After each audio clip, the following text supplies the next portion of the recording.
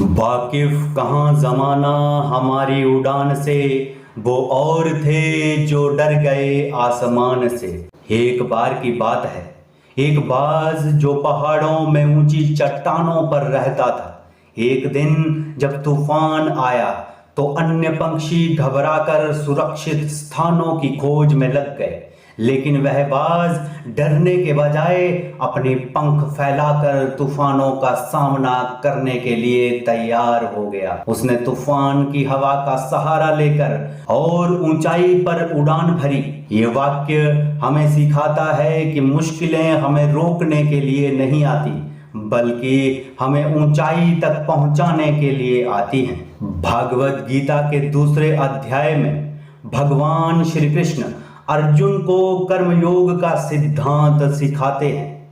इसमें उन्होंने कहा कि हमें अपने कर्मों को बिना परिणाम की चिंता के करना चाहिए, पूरे समर्पण और ईमानदारी के साथ करना चाहिए। अर्जुन के संदेहों को दूर करते हुए भगवान श्री कृष्ण ने उन्हें समझाया कि हमारा अधिकार केवल कर्म करने पर है, उसके फल पर नहीं। यही सिद्धांत हमें भी सिखाता है कि कठिनाइयों से घबराने के बजाय हमें अपने कर्तव्य का पालन करना चाहिए। अपने जीवन के लक्ष्यों को स्पष्ट रूप से देखिए। एक नोटबुक में लिखिए कि आप क्या हासिल करना चाहते हैं और उसके लिए आपको क्या कदम उठाने होंगे। जब आप अपने लक्ष्यों को विजुअलाइज करते हैं तो वे और भी स्पष्ट हो जाते हैं। अपने बड़े लक्ष्य को छोटे छोटे हिस्सों में बांटिए।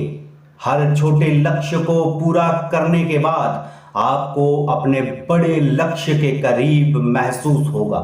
जैसे बाज तूफान की हवा का इस्तेमाल करके धीरे धीरे और ऊंचाई पर उड़ता है, वैसे ही आप भी एक एक कदम बढ़ाते जाएं। जब भी कोई कठिनाई आए उसे एक चुनौती के रूप में लीजिए। बाज की तरह दृढ़ और तूफान का सामना करें। ध्यान, योग या मानसिक मजबूती बढ़ाने वाली गतिविधियों को अपनी दिनचर्या में शामिल करें। किसी ऐसे व्यक्ति का साक्षात्कार करें जिसने अपने जीवन में असंभव लक्ष्यों को हासिल किया हो, जैसे कि एक प्रेरणादायक स्पीकर जो अपने संघर्षों और सफलताओं को साझा कर सकता है। वह बता सकते हैं कि कैसे उन्होंने खुद को मुश्किल हालात में भी प्रेरित रखा और अपने सपनों को साकार किया। असंभव शब्द केवल हमारे दिमाग में होता है। जब हम अपने मन को अपने पक्ष में कर लेते हैं और बिना किसी परिणाम की चिंता किए काम करते हैं तो हम असंभव को भी संभव बना सकते हैं। याद रखें, जैसे बाज ने तूफान का सामना करके ऊंचाई प्राप्त की, वैसे ही आप भी अपने जीवन की कठिनाइयों का सामना करके अपनी ऊंचाई तक पहुंच सकते हैं। तूफान बाधा नहीं है, बल्कि यह हमें और ऊंचा उड़ाने का एक सफल मौका है। अब आपसे मेरा अनुरोध है कि आप अपने जीवन के किसी भी एक असंभव कार्य की पहचान करें, उसे हासिल करने के लिए पहला कदम उठाएं और अपनी यात्रा हमारे साथ साझा करें।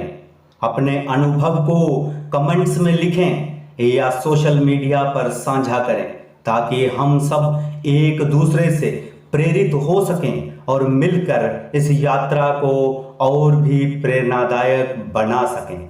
मिलेंगे किसी और वीडियो में, तब तक के लिए जय हिंद, जय भारत।